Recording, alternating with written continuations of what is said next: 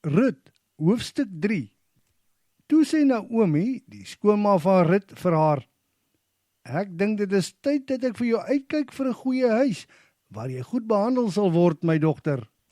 Jy weet mos dat die werkmeisies saam met wie jy in die landerye is, se baas, Boas, naby familie van ons is. En vanaand gaan hy juis op die dorsvloer wees wanneer die gars uitgewan word.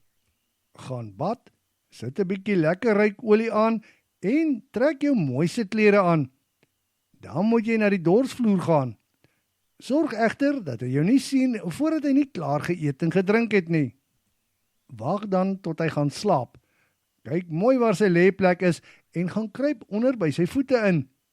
Hy sal jou dan sê wat jy volgende moet doen. En Rut antwoord: Goed, ek sal doen wat ma sê. Toe sy by die dorsvloer kom, het sy alles presies gedoen soos haar skoonma vir haar gesê het. Boas was in 'n opgeruimde by.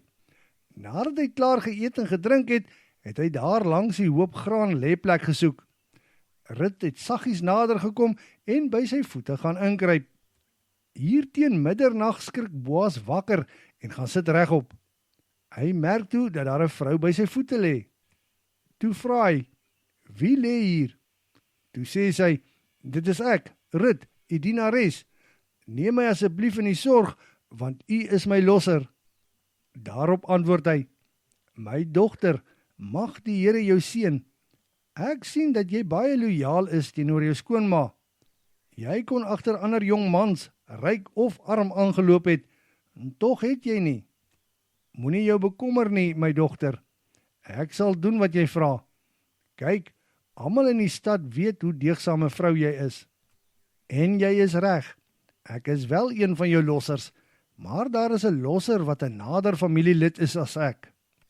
Jy moet net hier bly tot môreoggend toe. As hy dan besluit om jou los te koop, is dit alles goed en wel.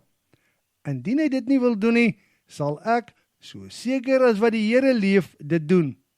Lê nou maar tot môre. Tot die volgende oggend toe het sy aan sy voete bly lê. Maar vroegoggend, nog voordat 'n mens 'n ander duidelik kon uitken, het Boas opgestaan en vir haar gesê: Die mense mag nie weet dat hier 'n vrou op die dorsvloer was nie. En hy sê: Hou jou mantel vir my oop.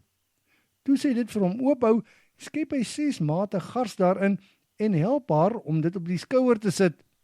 Hy is reguit stad toe. By haar skoonma aangekom, sê die vir haar: My dogter, vertel my hoe dit alles afgeloop het.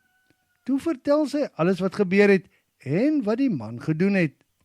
Verder het sy gesê: Hy het 6 mate gars afgeweeg en vir my gesê: Jy mag nie sonder iets by jou skoonma aankom nie. Toe sê Naomi: Wees rustig.